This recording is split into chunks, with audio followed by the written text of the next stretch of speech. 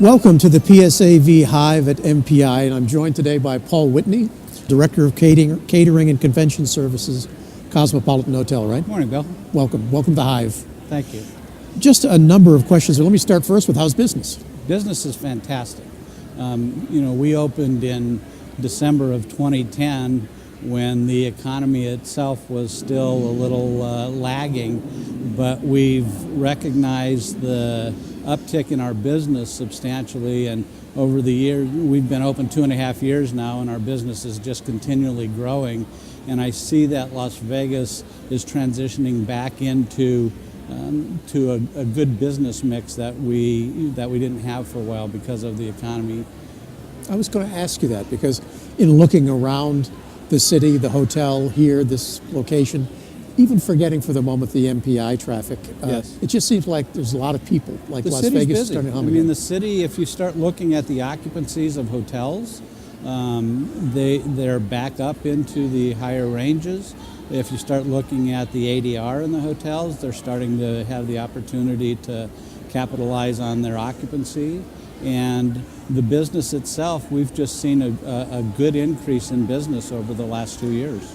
It is because there are a number of convention cities, but Las Vegas has always been kind of special in some respects in terms of, it seems like, and my words, not yours, but the city that you do business in. So if you do a convention here, is it different? It is different. Las Vegas, one, is a fairly large draw for people wanting to come to Las Vegas. And historically, if you look at the attendees, the number of attendees that come to Las Vegas for a convention, it's usually 10% higher than what you would get in other cities. So the draw of Las Vegas itself gives the planner and the organizer an opportunity to capitalize on additional bodies for their venue or for their events. So you'll just get better turnout. Yes. It's interesting. I was looking at some research, and it looks like over 60% of revenue in Las Vegas is now coming from non-gaming activities. Yes. I guess that number is, we'll just assume it's correct. And is that helping you in terms of the... Well, it helps our revenue line, absolutely. Not being dependent on gaming. Not be depending on gaming. Gaming is still obviously a huge part of the Las Vegas mix, but because of the expansion of the properties, Mandalay Bay with 1.8 million square feet, you have the ability to put some very large bodies in a building, which does nothing but help generate additional revenues. So that helps the food and beverage side of it, that helps the room occupancy side of it, and you're not so dependent on the gaming side of it to get to the budget numbers that you're looking for. Right, and if in the old days, let's say hypothetically that number was 80% of revenue came from, or let's reverse, 40% was non-gaming, and there was such a heavy reliance on gaming, was that... does that change the role of catering and convention services? It has. It's put a lot more responsibility. I mean, years ago, I've been in this town for quite a few years, and years ago, there was not the same emphasis put on the food side of the business, the hotel side of the business, because gaming carried so much of the revenue for the properties. Then it transitioned when corporations came into Las Vegas, and it transitioned to where every department became its own profit and loss center. All of those items caused the catering side of it, caused the hotel side of it, caused the restaurant and food and beverage venues to be their own profit and loss centers, and so that changed the dynamics of the Las Vegas as we knew it, 50 years ago. Right. And how has your end of the business become more complicated over the years? I mean, I know... Well, Las Vegas has become such a destination that business has been good, to say the least, for the city. If you look at other cities compared to Las Vegas, the occupancy in Las Vegas is extremely high compared to what other cities get to on an average from a yearly occupancy. And it's caused Las Vegas to become a huge destination, and so trying to layer business and put the appropriate business in the appropriate properties has been an interesting mix of one property may have a specific market different than another, and so you're juggling that business that comes to Las Vegas looking for deals, looking for whatever, and some properties it works well in and others it doesn't. We've been fortunate at our property to start layering that business so it's effective for us to fill the amount of space that we have. And are meeting planners looking at catering and convention services now more strategically, as opposed to, hey, I got to feed these people? They are, and I think a lot of that has to do with their budgeting process and the budgets that they have available. It's starting to transition back to some of the areas that we were so profitable in previous years. But they're being very cautious as to how they spend their dollar and to try and get the most bang for their buck out of the venues, and how much can they get for what they have in a budgetary. And it's really our responsibility to help them get to that budgetary number and be cognizant of their spend.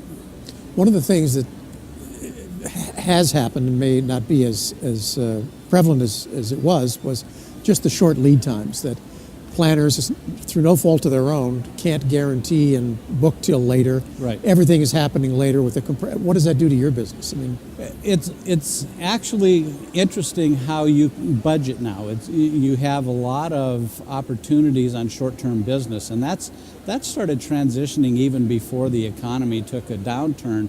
But short-term business is huge for us in this city right now. We are constantly getting large programs within 60 to 90 days. What did it used to be? It used to be a year out. It used to be 2 years out, and now it's 6 months, 4 months, and it's just short-term opportunities for us to maximize our dollar and bring that business into the property. We were full going into the year on our room night occupancy from a group side, but now that, although we have a lot of rooms booked for next year, we still know that there's great opportunities on a short-term basis for us to fill those.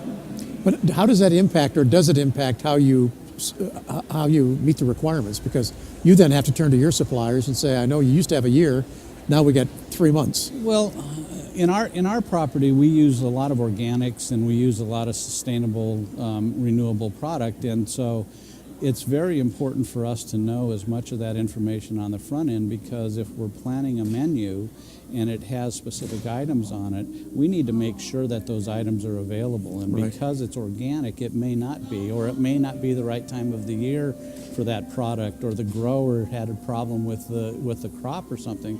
So it's critical for us to get that information as soon as possible so we can provide the product that we're known for from the standpoint of fresh, organic, sustainable products to the market. Is it increasingly difficult to anticipate dietary requirements? Has that changed at all? That's changed a lot. There's a lot of requirements from the standpoint of vegetarian, from just a variety of areas. So we plan additional meals on top of whatever the choice was from the planner for us to have those dietary restrictions available for the guests while they're at a banquet or so it's something, I mean, even as to go kosher and have kosher meals available and what have you, and that's something that's become a requirement much more so than it ever had before.